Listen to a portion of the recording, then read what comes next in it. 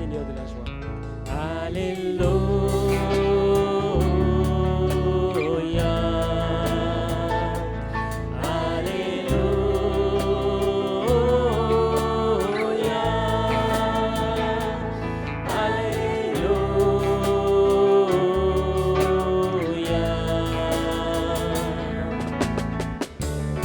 Sur la terre et dans les cieux chante nos voix, que tous les arbres, les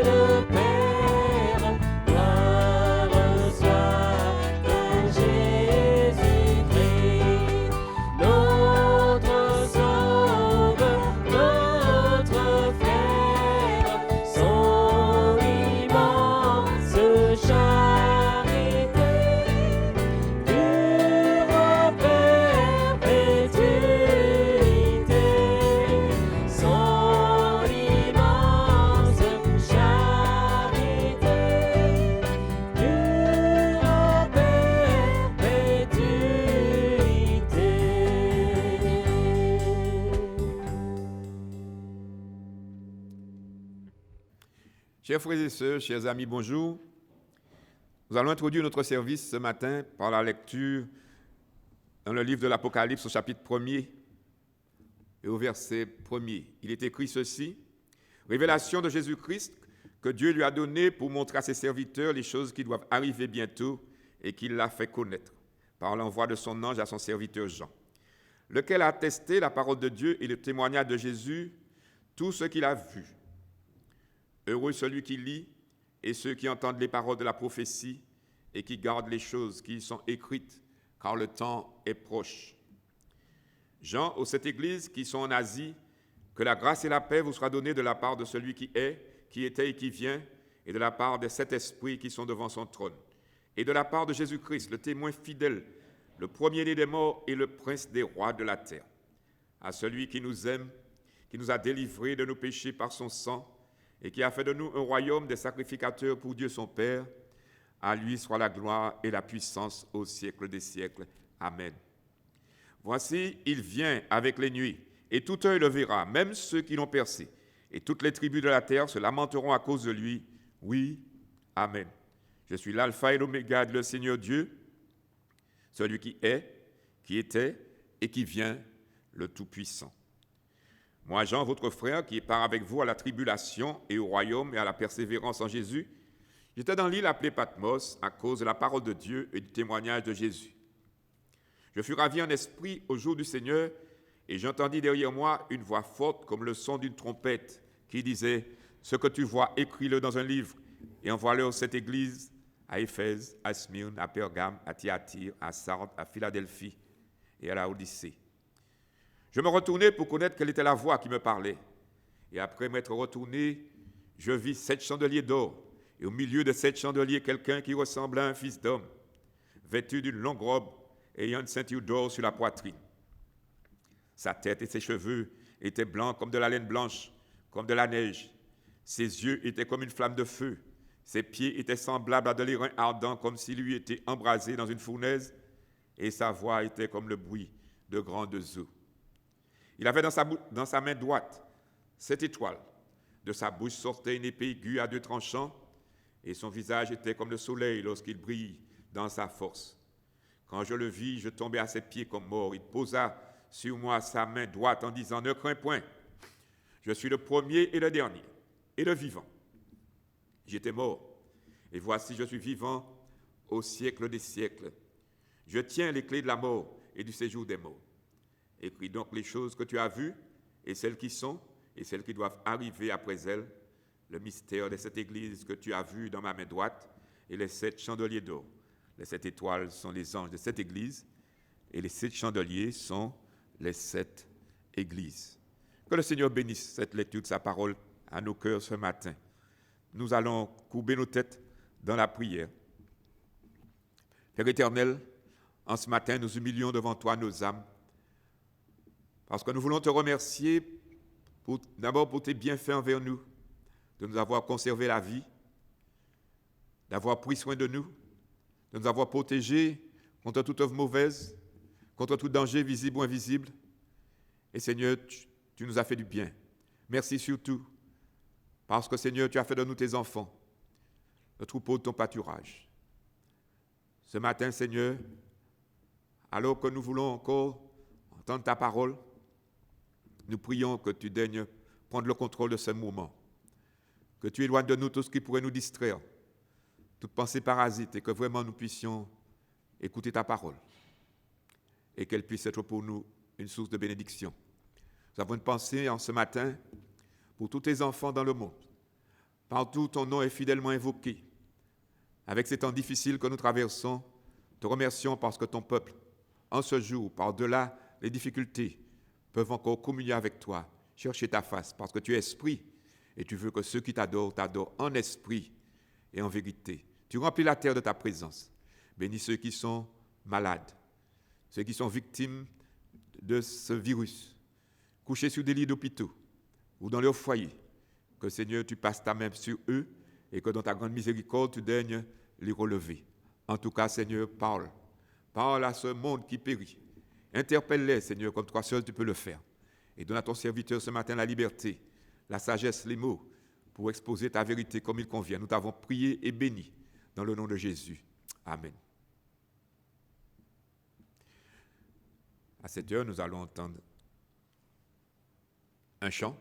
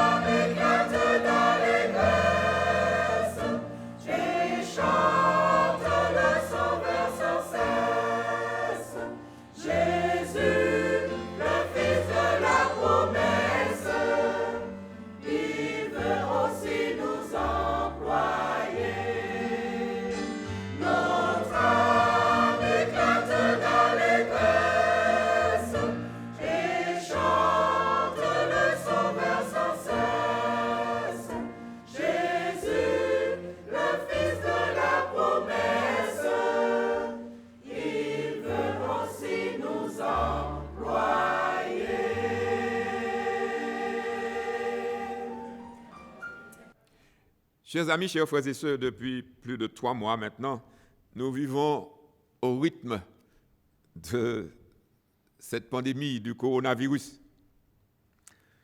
Cette épidémie a démarré en Chine et a rapidement envahi la planète.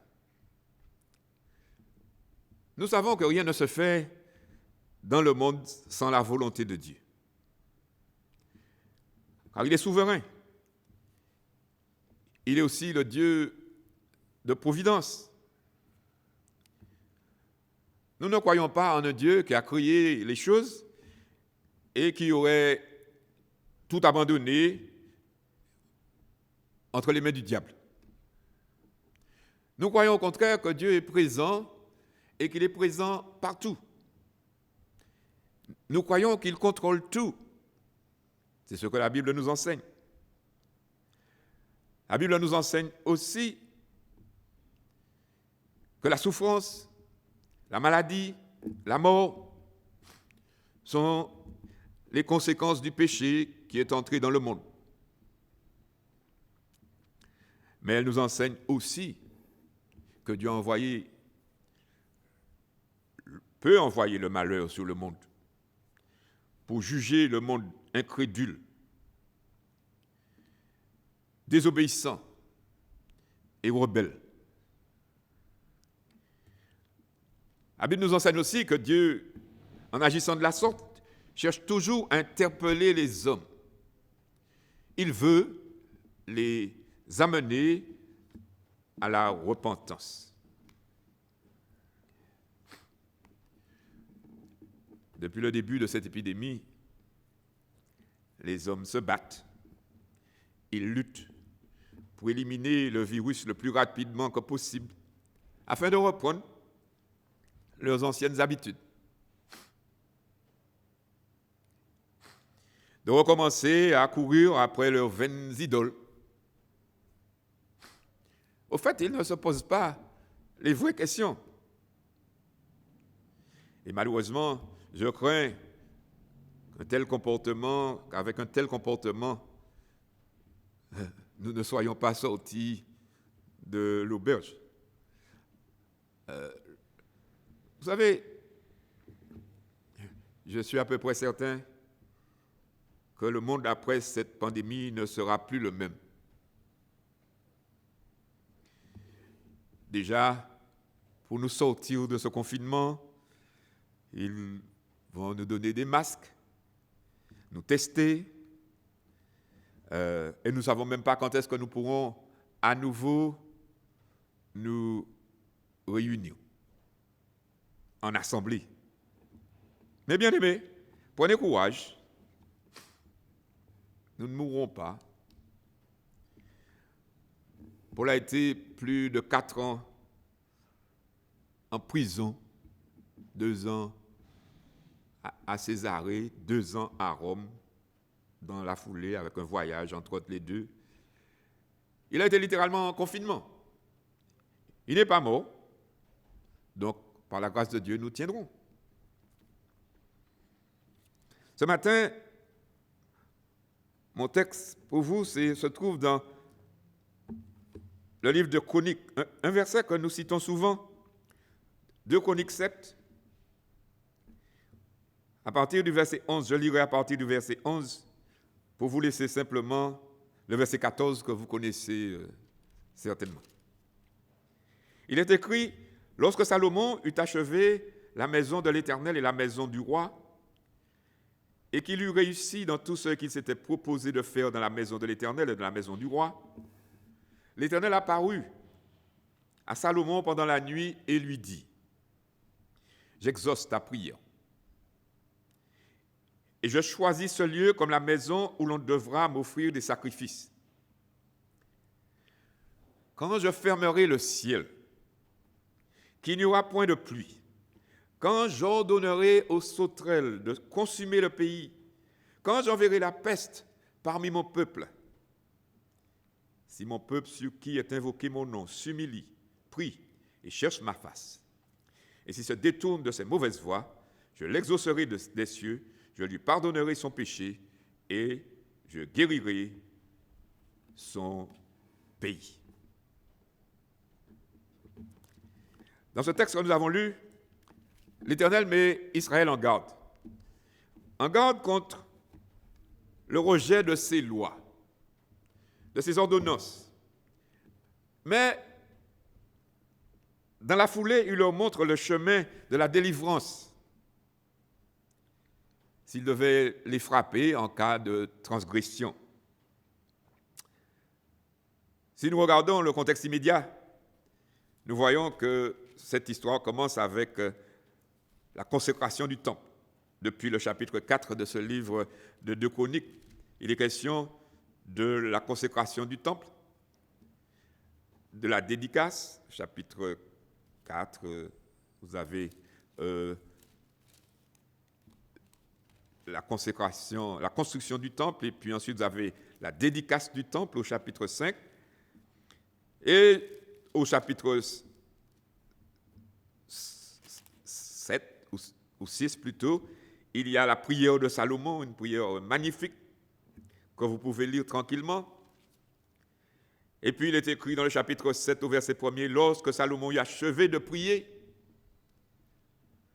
le feu descendit du ciel et consuma l'holocauste et les sacrifices, et la gloire de l'Éternel remplit la maison. Les sacrificateurs ne pouvaient entrer dans la maison de l'Éternel, car la gloire de l'Éternel remplissait la maison de l'Éternel. Et tous les enfants d'Israël virent descendre le feu et la gloire de l'Éternel sur la maison. Ils s'inclinèrent le visage contre terre sur le pavé, se prosternèrent et louèrent l'Éternel en disant, car il est bon, car sa miséricorde durera toujours.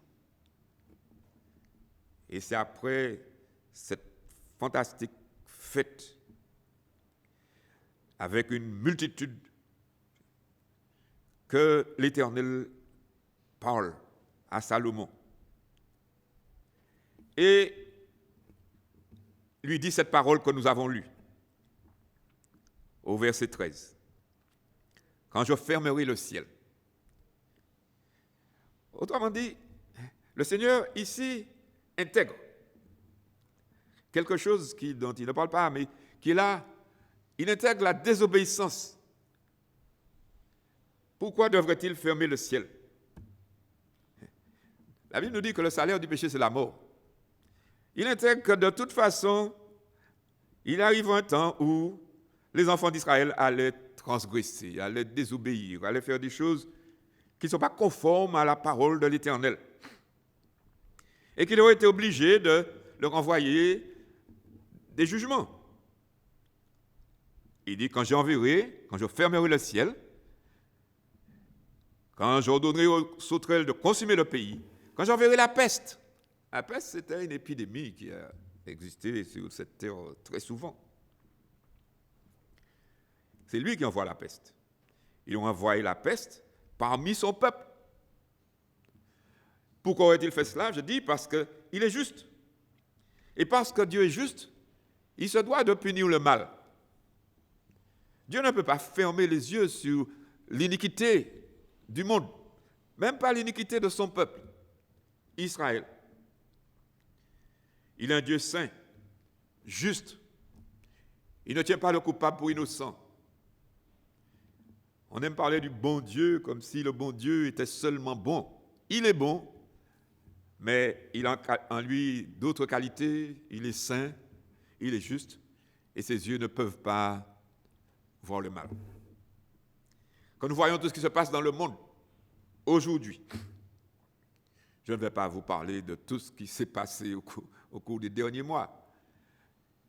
Mais comme moi, vous prenez les informations, vous voyez ce qui se passe dans le monde, la méchanceté qui existe dans ce monde, l'iniquité qui abonde de tous côtés. Est-ce que vous ne pensez pas qu'il y a là une place pour que Dieu fasse quelque chose, dise quelque chose, intervienne? Et comment peut-il intervenir sinon en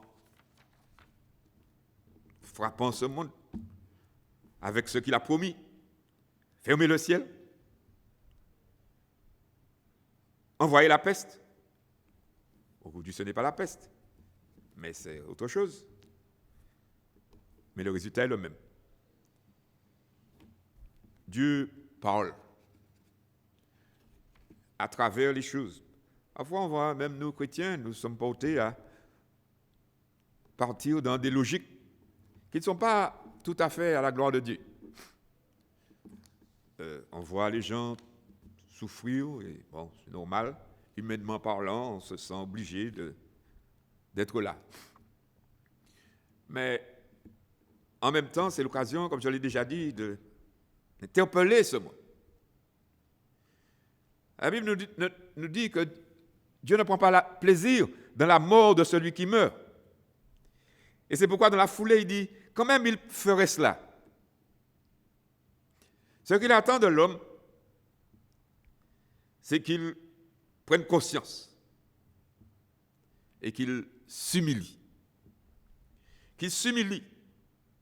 Si mon peuple, sur qui est invoqué mon nom, s'humilie, prie, et cherchent ma face. Je l'ai dit tout à l'heure. Je ne suis pas sûr que le monde prenne le bon chemin. Ils sont toujours dans la même logique. La même logique. Vivement que ça se passe, on va repartir comme avant. Non, on ne repartira pas comme avant.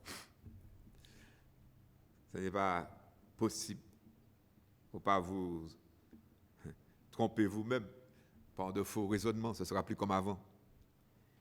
Dieu agit dans la vie des fils des hommes. Et cette génération dans laquelle nous vivons, la nouvelle génération, si le Seigneur tarde, sera marquée par cette histoire. On nous dit, nous sortirons de l'épidémie dans 6 semaines. Juin, juillet peuvent nous prendre avec cette histoire. L'année peut passer. Parce que ces dégâts sont énormes. Mais les hommes ne semblent pas réaliser. Ils cherchent en eux-mêmes, dans leur vanité, dans leur orgueil. Ils s'imaginent qu'ils vont gérer tout. Bon, ils font ce qu'ils peuvent. Je ne blâme pas ce qu'ils font. Mais j'aimerais voir mieux qu'ils puissent changer de voie. Dieu veut que l'homme réfléchisse, comme il nous a été dit vendredi. Dans l'adversité, réfléchis. Qu'est-ce qui la cause? Pourquoi Dieu permet-il cela? Pourquoi Dieu envoie-t-il ces choses sur le monde?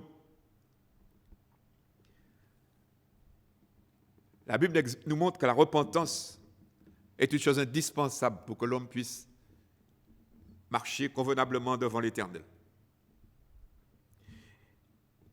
Et la repentance, ce n'est pas la pénitence. Cette chose nous arrive arrive au monde chrétien, je dirais entre guillemets, en plein carême. En plein carême. Alors que les gens,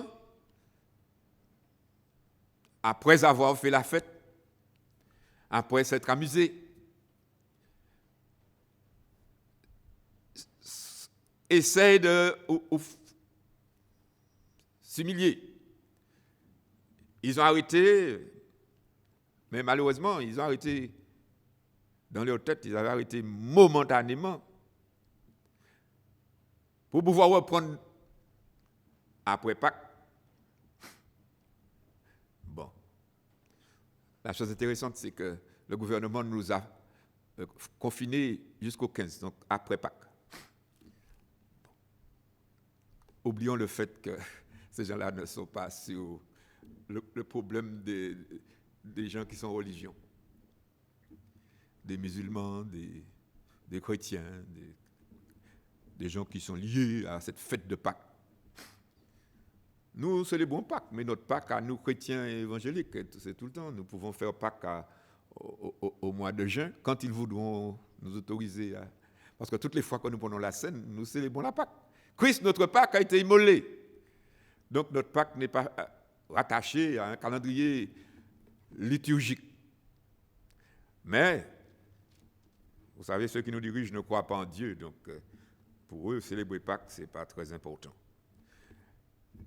Et toutes ces personnes qui sont attachées à la Pâques, les Juifs, vont souffrir de cette affaire. Mais même là, Dieu est au contrôle. Dieu permet cela. Dieu a envoyé ses enfants, les enfants d'Israël en captivité à Babylone, 70 ans, ils n'ont pas eu le temple, ils n'ont pas eu les ordonnances, ils n'ont pas eu les sacrifices. Ils se sont trouvés sur les bords les bords de la rivière, sur les rives du fleuve, et puis ils chantaient. Ils chantaient. Et ils se retrouvaient là pour adorer leur Dieu en exil. Donc, comme j'ai dit, nous vivons et nous allons adorer notre Dieu en esprit et en vérité. Mais Dieu demande, non pas, comme je l'ai dit, la pénitence, mais Dieu demande la repentance. Et à la base de la repentance, vous devez avoir une humilité. La repentance, c'est d'abord une prise de conscience. dans la repentance, on doit prendre conscience de son état. C'est la première étape. Pas ponctuellement. Et la repentance doit s'accompagner d'un regret sincère. D'un regret sincère. Pas simplement vouloir penser qu'on peut propitier Dieu, calmer Dieu avec quelques petites prières dites à la sauvette ou bien, bon, un petit sacrifice après s'être livré au mal joyeusement et puis venir, bon, on va faire quelque chose et puis ça va. Et puis, on pourra repartir. Non! Dieu demande que nous puissions nous humilier, que l'homme puisse s'humilier devant lui, reconnaître qui il est, accepter, comme je l'ai déjà dit, sa finitude, qu'il est un homme, qui n'est pas Dieu, qui ne contrôle pas toutes choses. On répète à l'envi que nos dirigeants n'ont pas vu venir. C'est souvent que les hommes ne voient pas venir ce que Dieu fait. Dieu surprend. Et il a surpris ce monde avec cette histoire. On entend toutes sortes de théories, que ça a été fabriqué par les laboratoires chinois. Bon. Nous n'en savons rien. On n'a pas de preuves. Les gens croient ça. Je ne répéterai pas la même chose. Peu importe.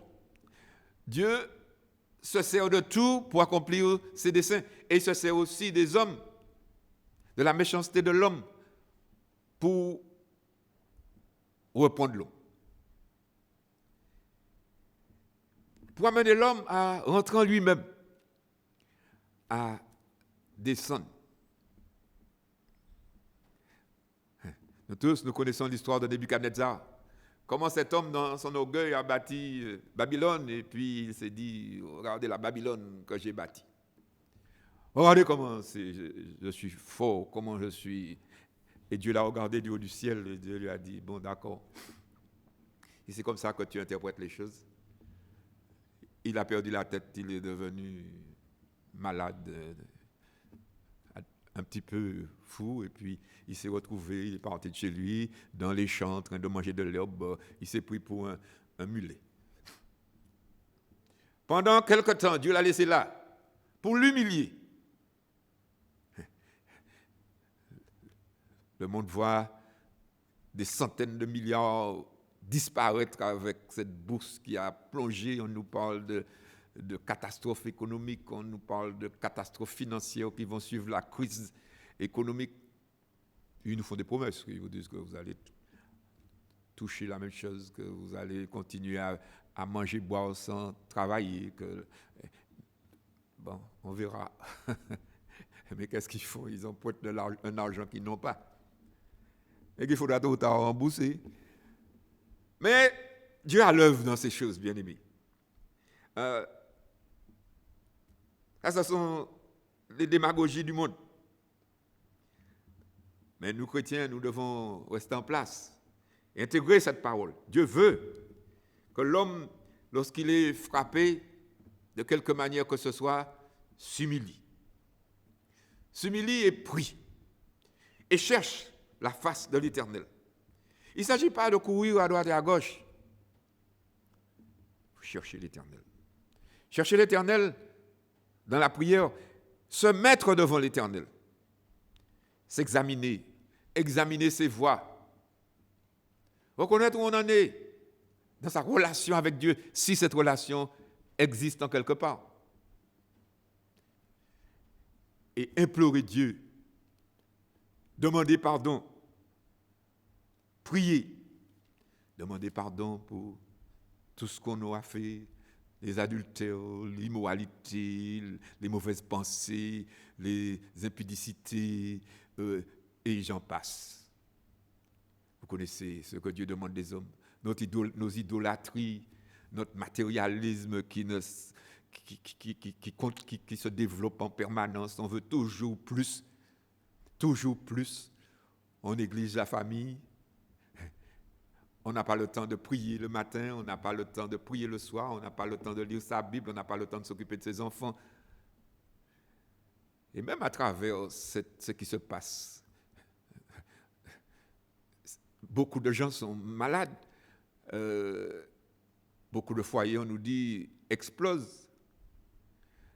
Pourquoi? Parce que les gens ont épousé une personne, mais ils ne supportent plus cette personne et ils n'ont pas l'esprit de pardon, ils n'arrivent plus à vivre avec l'autre. On nous a dit qu'en Chine, les divorces ont explosé avec le coronavirus. Les gens font la queue de chez les avocats pour pouvoir divorcer.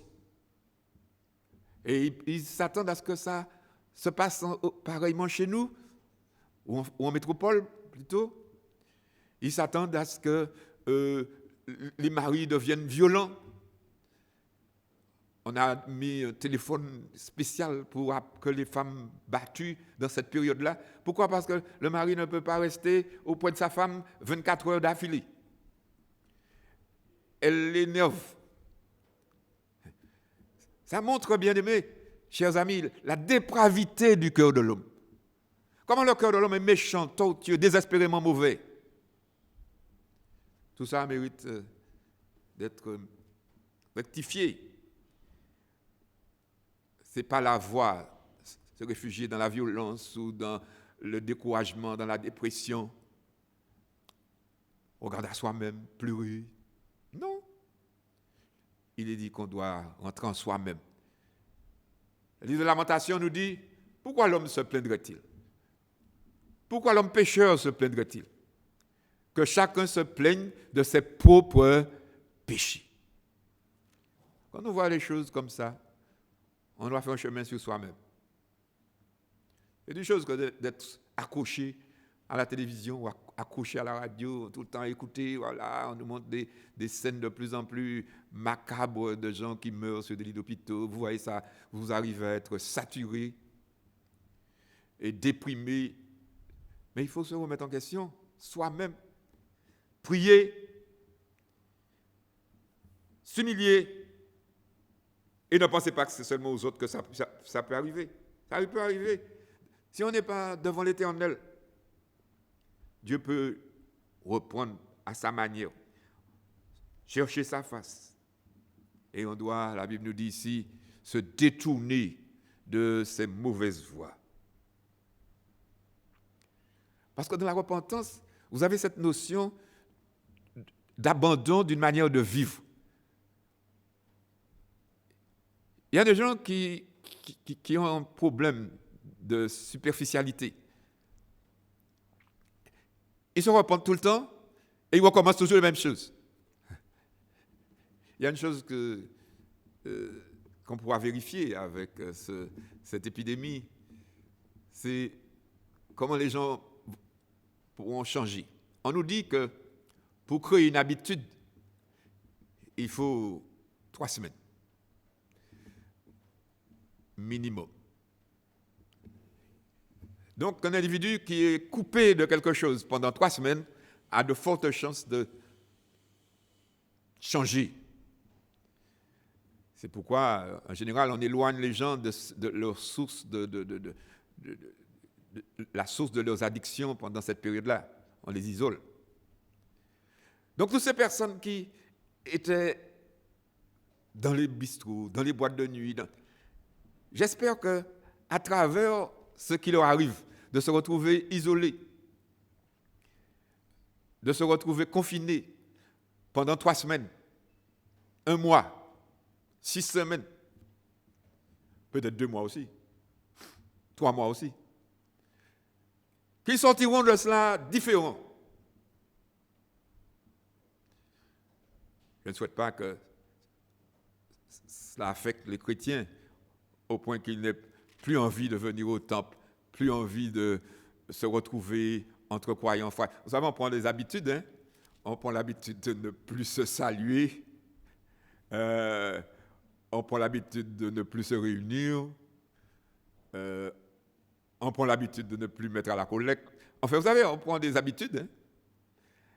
Et cela prendra un temps pour retrouver. Si ce sont de bonnes habitudes, rien de mal à retrouver les bonnes habitudes. et à ne pas les perdre. Surtout, on appelle cela la résilience. Et c'est le propre des enfants de Dieu, de pouvoir garder ce qu'on a. Et le vœu de mon cœur, c'est que nous, chrétiens, nous puissions garder ce que nous avons et que ce que nous traversons ne puisse pas être un moyen pour que nous puissions lâcher prise et puis être complètement déréglés dans notre fonctionnement.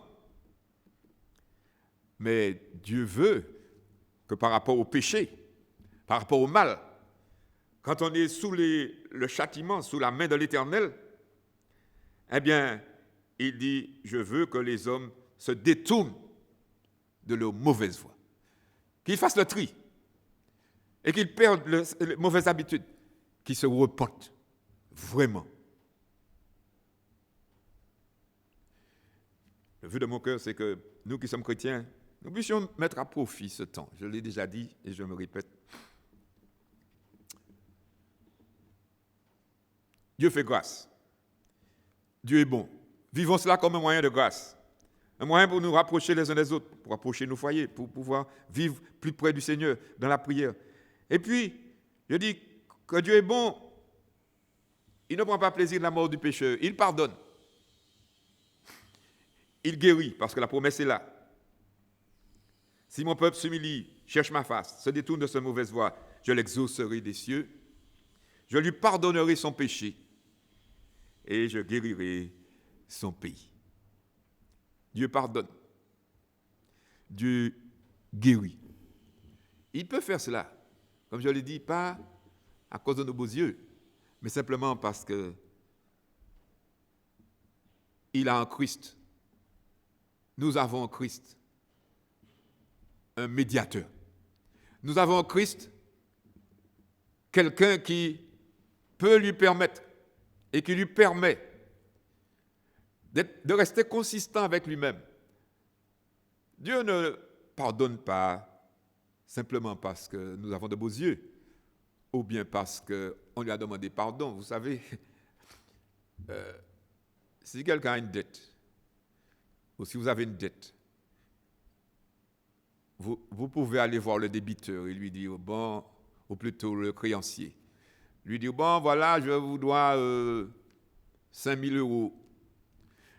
Je ne peux pas, pardonnez-moi d'avoir emprunté l'argent. Vous pensez qu'il va vous entendre? Ça n'a aucun sens. Il va vous dire, d'accord, c'est bien, tu n'aurais pas dû emprunter l'argent, mais maintenant, il faudra que tu me payes. Et ça a sa logique. La justice de Dieu réclame une expiation.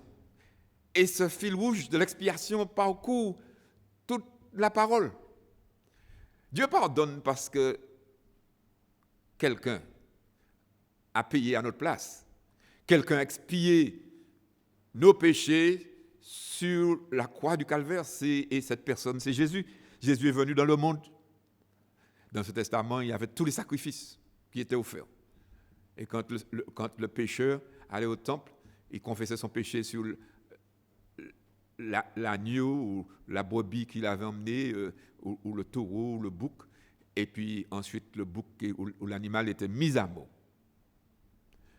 Parce qu'il fallait que le péché soit expié, que le sang soit versé. Parce que la Bible nous dit que sans effusion de sang, il n'y a point de pardon de péché. Mais le sang de Jésus qui a été versé sur la croix du Calvaire nous purifie de tout péché. C'est pourquoi il faut la repentance, mais à côté de la repentance, il faut la foi. La foi dans ce don que Dieu nous a donné en son Fils Jésus. Et pourquoi la bonne nouvelle de l'Évangile, c'est que Christ est mort pour nos péchés. Il est ressuscité pour notre justification. Et celui qui croit en lui ne vient point en condamnation, mais il est passé de la mort à la vie. Vous devez apporter votre péché à Dieu, mais vous devez apporter votre péché à Dieu en vous reposant sur le sacrifice de Christ pour la rémission de vos péchés. Et quand vous approchez ainsi du Seigneur, de la repentance, la vraie repentance, avec ce désir d'abandonner ce qui vous a causé ce chagrin, d'abandonner la voie du mal, en réalisant le prix que Jésus, son Fils, a payé, Vous venez à lui tel que vous êtes, vous lui demandez pardon. Alors la Bible dit qu'il guérit. Il guérit le cœur. Il nous donne la paix, le pardon, la joie du salut, l'espérance, comme il nous a été rappelé vendredi dernier par notre frère Paul Édouard, l'espérance de la gloire un jour avec les saints dans la lumière. Non, bien-aimés, ce monde n'est pas notre patrie, nous qui sommes chrétiens. Nous sommes sur cette terre, nous sommes pèlerins et voyageurs, mais nous sommes ici pour témoigner. Dire aux hommes qui Dieu est et pointer vers le Sauveur. Jésus a dit, vous serez mes témoins. Que dans ces temps difficiles que nous traversons, que chacun de nous, chrétiens, nous puissions montrer au monde comment vivre, comment nous devons être, comment ils doivent être, les interpeller sur leur manière d'être. C'est bien de causer avec eux toute la journée de coronavirus, de ceux qui meurent, de tous les problèmes qui existent et qui vont exister encore. Mais quand vous avez bien parlé avec ces personnes, il faut ensuite leur dire cette parole. Dieu fait ça pour amener les hommes à la repentance. Pour qu'ils puissent rentrer en eux-mêmes. Et leur poser la question à savoir, est-ce qu'ils ont une relation vivante avec le Christ ressuscité? Que Dieu nous soutienne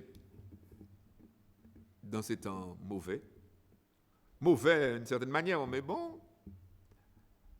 Si nous le regardons de la manière que Dieu regarde la chose, si nous voyons ce que Dieu voit, si nous vivons ce que Dieu vit, les temps ne sont pas mauvais. Comme nous le disons, le chrétien va toujours chanter. Et nous pouvons chanter. Et comme j'aime à dire, la vie est belle. Dieu vivant, il ne nous abandonnera jamais. Il sera avec nous. Et quand même nous aurons à traverser la vallée de l'ombre de la mort, nous ne craindrons aucun mal, car il dit qu'il est avec nous et qu'il sera avec nous. Nous n'avons pas à craindre les terreurs de la nuit, ni la peste qui vole de jour. Ce n'est pas grave. Ça arrive que ça passe sur les enfants de Dieu, mais c'est une manière aussi que l'enfant de Dieu puisse hériter de la gloire. Ce monde de... Nous ne vivons pas sur la terre pour courir après l'argent, pour amasser des trésors sur la terre. Désolé pour ceux qui voient leur projet s'effondrer, mais peut-être que vous étiez trop attachés à certaines choses. Oh, Dieu a ça. Ça va. On ne peut faire que du bien. On ne peut nous faire que du bien. Je veux, pour conclure cette méditation ce matin, non seulement vous exhorter à mettre cette parole que nous avons lue en pratique, mais vous encourager aussi à faire une petite étude dans la Bible. À parcourir dans la Bible les différents types de repentance qui sont cités. Et je peux vous donner ce matin, au fond, 7 références. 7 références, ou citer 7 noms, 7 personnes dans la Bible, dont la Bible nous dit qu'ils se sont repentis, ou ils ont confessé « j'ai péché ». Et je voudrais aimer que vous puissiez lire ces textes et puis classer ces hommes. Et dans ces 7 personnes, ou dans ces 5 formes soi-disant apparentes de repentance, il n'y a que 2 qui sont valables et qui ont sauvé ceux qui les ont mis en œuvre, qui l'ont expérimenté. 2 personnes dans les 7. Vous avez Pharaon, dans Exode 9, verset 27. Balaam, vous pouvez les noter dans Nombre 22, verset 34. Saül, dans 1 Samuel 15, verset 24. Akan, dans Josué 7, verset 20. Judas,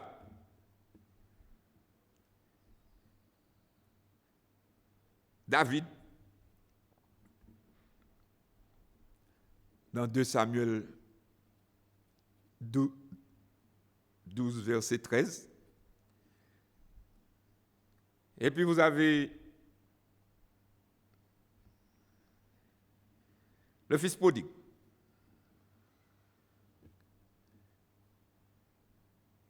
Dans Luc 15, verset 18.